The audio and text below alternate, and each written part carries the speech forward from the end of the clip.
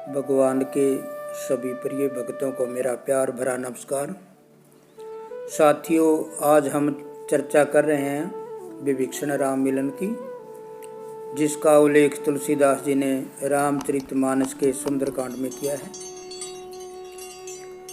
जब विभीषण श्री रामचंद्र जी के शिविर में पहुँचे तो भगवान ने लक्ष्मण सहित उनको गले से लगाया, उनको बैठने का आसन दिया और बहुत ही प्यार भरी बातें की।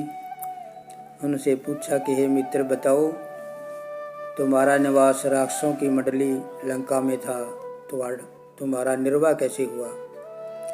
विभीषण ने सब हाल कह सुनाया, बहुत बातें हुई। उसके बाद भगवान राम ने विभीषण से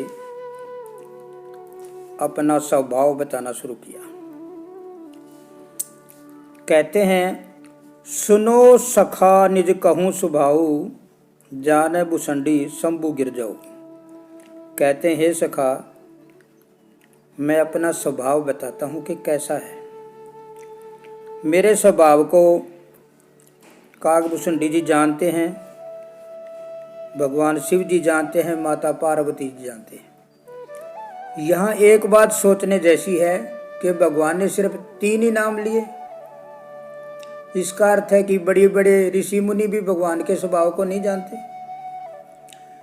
और 3 भी क्या, भगवान शिव और माता पार्वती जी तो खुद भगवान ही हैं, वो तो भगवान का ही रूप है, वो तो जानते ही हैं। अब रही बात काकभूषुंडी जी की, तो पूरी दुनिया में एक ही है नाम है जो उनके स्वभाव को जानता था। आगे कहते हैं, जो नर होई चराचर द्रोही, आवे सबे शरण तक मोही। कहते हैं, हे मित्र सुनो, मैं अपना स्वभाव कहता हूँ, जिसे काकभूषुंडी जी और महादेव पार्वती जी भी जानते हैं। कोई मनुष्य प्राणी मात्र का बैरी हो, यदि वह भी डर कर मेरी शरण में आ जावे, तज मद मोह कपट छल नाना, करूँ सद्दु सद्दे ते साधु समाना। और शरण में आने वाला व्यक्ति मोह माया और छल कपट को दूर कर दे तो मैं उसे साधु की तरह शुद्ध कर देता हूँ। आगे कहते हैं कि जननी जनक बंधु सुतदारा, तन धन बहन सुहृद परिवारा। के माता पिता भाई पुत्र स्त्री धन घर मित्र और परिवार, सब कै ममता ताग बटोरी, मम पद मन ही बांध वरी डोरी। तो भगवान यहाँ कहते हैं कि जो कोई सज्जन अपने माता पिता स्त्री पुत्र धन मित्र और परिवार, जहाँ जहाँ हमारी मन की ऊर्जा बटी हुई है, उस सारी ऊर्जा को इकट्ठी कर दे, सब कै ममता ताग बटोरी, सारी ऊर्जा को इकट्ठी करके मम पद मन ही बांध वर डोरी। और उस ऊर्जा को इकट्ठी करने के बाद उसकी एक रस्सी बना ले और उस रस्सी को मेरे चरणों से बांध दे।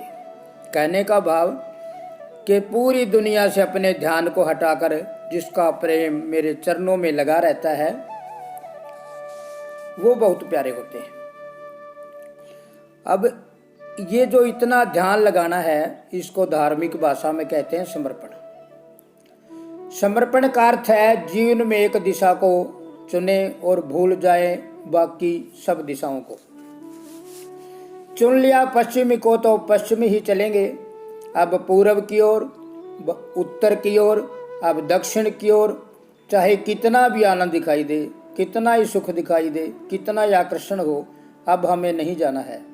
हमने पश्चिम को चुना है, अब हम पश्चिम की तरफ ही चलेंगे। तो जिस भगवान कह रहे हैं कि जिस सज्जन ने मेरे चरणों के प्रेम को चुन लिया, इसी दिशा को चुन लिया और पूरी दुनिया से ध्यान हटाकर जो मेरा नाम सिमरण करते हैं, रात दिन मेरे भजन में लगे रहते हैं, मेरे चरणों के प्यार के अलावा उन्हें कहीं भी कोई प्यार नहीं है। वैसे भी जब तक इंसान को संसार से लगाव रहता है, रस रहता है दुनिया में, तब तक भक्ति शुरू नहीं होती। जब संसार में रस नहीं रह जाता, उस अवस्था को हम कहते हैं वैराग्य। जीवन में पहले वैराग्य आता, फिर भक्ति आती है। यही बात भगवान समझा रहे हैं विभीषण को कि जो अपने परिवार से, अपनी धन संपदा से और अपनी जमीन जायदाद से, इज्जत मान प्रतिष्ठा से, सब तरफ से अपने ध्यान को हटाकर जो मेरे चरणों में लगा देता है, उसके बारे में क्या कहते हैं? समदर्शी कछु इच्छा नहीं, हर्ष शोक भय नहीं मन माई। कहते ऐसा इंसान जो समदर्शी है, सबको एक निगाह से देखता है और जिसको न कोई भय है, न हर्ष है, न शोक है। अस सज्जन में उर्वै से कैसे। कहते हैं जिस इंसान में इतने गुण हों, वो पता मेरे दिल में कैसे बसते हैं? लोभी हृदय बसई धन जैसे। कहते हैं जैसे एक लोभी के मन में, लोभी के दिल में धन बसता है। लोभी हमेशा धन को संभाल कर रखता है। जब कोई बच्चों का रिश्ता करना हो तो वो ये देखता है कि इस रिश्तेदार से कितना धन मिलेगा। जब किसी से दोस्ती करना हो तब ये देखता है कि इससे कितना धन मिलेगा, कितनी मदद मिलेगी। कहने का भाव कि लोभी इंसान के मन में हमेशा धन ही बसा रहता है। यही बात भगवान विभीषण से कह रहे हैं कि जिस इंसान में इतने सभी सद्गुण हों, वो मेरे दिल में ऐसा हमेशा बसा रहता है, उसको मैं कभी भी नहीं भूलता, जिस तरह लोभी के हृदय में धन बसता है। आगे कहते हैं तुम श्रीखे संत परिये मोरे, डर हूं दे ही नहीं आन निहोरे। कहते हैं विभीषण तुम्हारे जैसे संत मुझे बहुत प्रिय हैं कि तुमने अपनी सारी ऊर्जा को बटोर कर मेरे चरणों में लगाया है। और तुम्हारे जैसे संतों के कारण ही मैं संसार में आता हूँ। अपने निराकार स्वरूप से साकार में अपनी देह धारण करके आता हूँ। वरना चाहे दुनिया कितने निहोरे करे, कितनी ही अरदास करे, कितनी ही बेनती करे, मैं किसी के कहने से संसार में इस रूप साकार रूप में नहीं आता। सिर्फ आता हूँ तो तुम्हारे जैसे संतों से मुझे प्यार है, वो प्यार ही खींच कर ले आता है। ऐसे सज्जन मेरे हृदय में हमेशा वास करते हैं।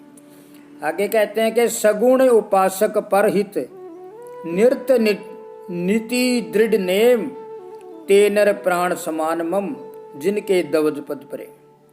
कहते एक तो मेरे चरणों से प्यार हो और दूसरा जो मेरे भक्तों से प्यार करता हो, ब्राह्मणों से प्यार करता हो, सगुण का उपासक हो, पराय हित में लगा हो, नीति में चतुर हो, नियमों में दृढ़ हो, ऐसे सज्जन मुझे अपने प्राणों से भी प्यारे हैं।